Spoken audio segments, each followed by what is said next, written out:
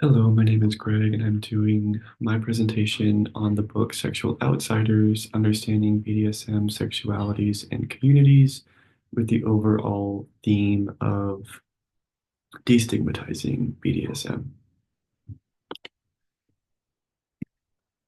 So, to go back to basics, what is BDSM? BDSM stands for bondage, discipline, dominance, submission, sadism, and masochism. So, there are many power dynamics involved in BDSM. So some labels you might have heard are Dom sub, master slave, leather daddy, leather boy. The list is rather extensive when you go into some of the labels that are involved in BDSM. So interestingly enough, labels are rather important in the BDSM community. Normally, we don't like to label in the therapeutic world, but in this case, a lot of the labels held by people in the BDSM and kink community hold a strong sense of identity for these individuals. So, BDSM is rather an umbrella term for some of the kinks and fetishes that are involved for these individuals. Some fetishes, for example, are voyeurism, exhibitionism, just to name a few. And going back to that overall theme of there's a strong sense of identity for these individuals in the labels and kinks that they share with one another, with themselves, or with their partner.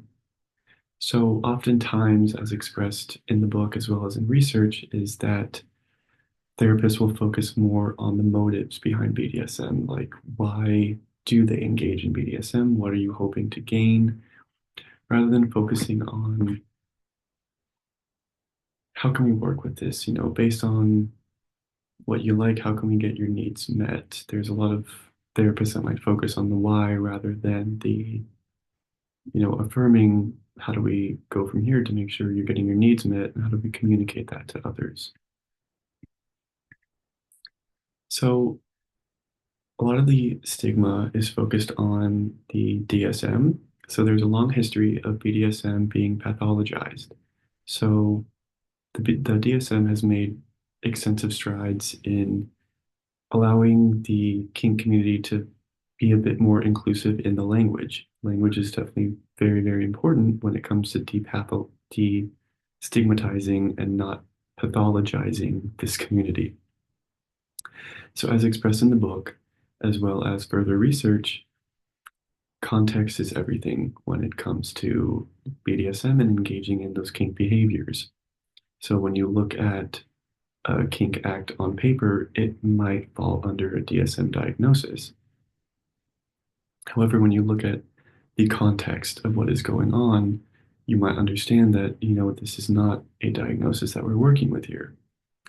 A really strong example is that in the DSM, a lot of, voyeurism, exhibitionism involve a non-consenting individual, whereas in BDSM, consensual non-consent is a rather common practice. So if you look at that on paper, it might fall under a DSM diagnosis, where if you take the full context into consideration, we're not looking at a diagnosis here, we're looking at someone just trying to get their needs met. So those who practice BDSM are actually in rather good mental health. We're not looking at a diagnosis here. We're looking at essentially a normal person that is just exploring kink or BDSM. So when a therapist is only focusing on the pathology of the client, you're only working to instill more stigma around people who do engage in BDSM and instilling more shame around people who do engage in BDSM rather than being more affirming. So, what's important for therapists to look at as well as society as we're working to destigmatize BDSM and the kink community is that consent is always present. Some therapists might view BDSM as abuse. So, for example, if a client comes into therapy talking about how they want to practice impact play with their partner, and the therapist might meet them with, do you want to hurt your partner? Why do you want to hurt your partner? Rather than, how do we communicate that to your partner based on what you're interested in and curious about? what does that look like with your partner? Let's open that communication. If you only lead with more, why do you want to do that? I've never heard of anything like that before. That's weird. You're only going to continue to stigmatize and instill that shame and guilt. So while consent might look different, like with consensual non-consent, it is still present and it works. The overall emphasis here is to work to understand that this is not a, you know, stigmatized, or this is not a community of people that are mentally unwell or have something wrong with them. It's these are normal people. They hold normal societal values as the same as people who do not engage in BDSM. So to work to destigmatize BDSM and understand safe, sane, and consensual, therapists need to always check their biases. So if a therapist has a bias against any kind of, non-vanilla type sex, then odds are you're probably going to instill a bit more of that stigma and shame around people who are exploring kink and BDSM. There's also the importance of community and BDSM as a healing practice. So there are a wide range of events and seminars that do provide inclusion. So working to destigmatize kink BDSM, you're not alone. There's other people around you. And there are other websites and online seminars as well, such as FetLife, that will only continue to affirm that there are others just like you. And it's not uncommon for people to want to engage in BDSM or kink. Interestingly enough, there is also a cathartic component to BDSM. So some people who have experienced trauma or sexual trauma can use BDSM as a way to reauthor their narrative in a safe and consenting way. What's important for therapists to keep in mind as we are integrating BDSM practices into the therapeutic context is that while it can be a way to reauthor a traumatic narrative, it can also re-traumatize a client.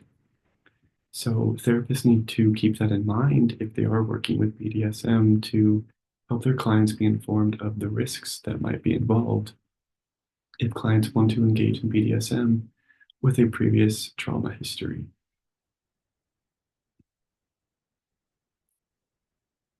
So what we're looking at here primarily is the fact that there is shame and stigma around the kink community, which we need to work to move away from.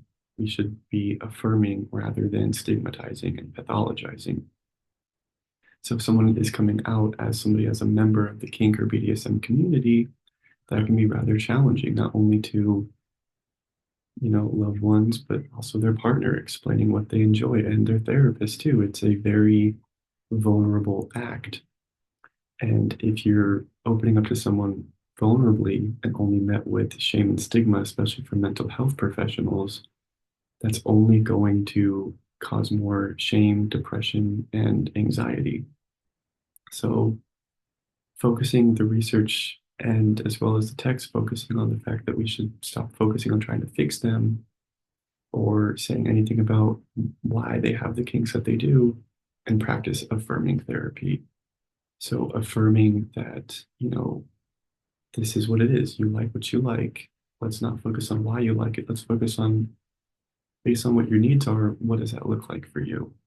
We want to always encourage open communication rather than having the client live in secrecy. So, based on all that information, where do we go from here, especially as mental health professionals? Research and expressed in the book is that we should stop pathologizing and shaming those in the kink and BDSM community. As therapists, we need to work on practicing affirming therapy. So if you have a client coming into session who wants to engage in BDSM, focus on affirming rather than pathologizing. Being aware of our biases as therapists is also very important, not only ethically, but as well as working with these kinds of clients. Therapy in this context does require a very specific and delicate approach. Everyone is entitled to explore and engage in kink as they so please. At the same time, if you're a therapist that holds a bit more bias, lack of understanding, you know, the fit might not be there and you don't want to cause harm to the clients. Therapists can also attend trainings and seminars to learn more about BDSM practices. It's also important for therapists to be aware of what BDSM looks like, just in case a client might want to practice BDSM, knowing the boundaries, knowing what a safe word is, and how to help our clients best practice BDSM in a safe and consenting environment. And those are my references.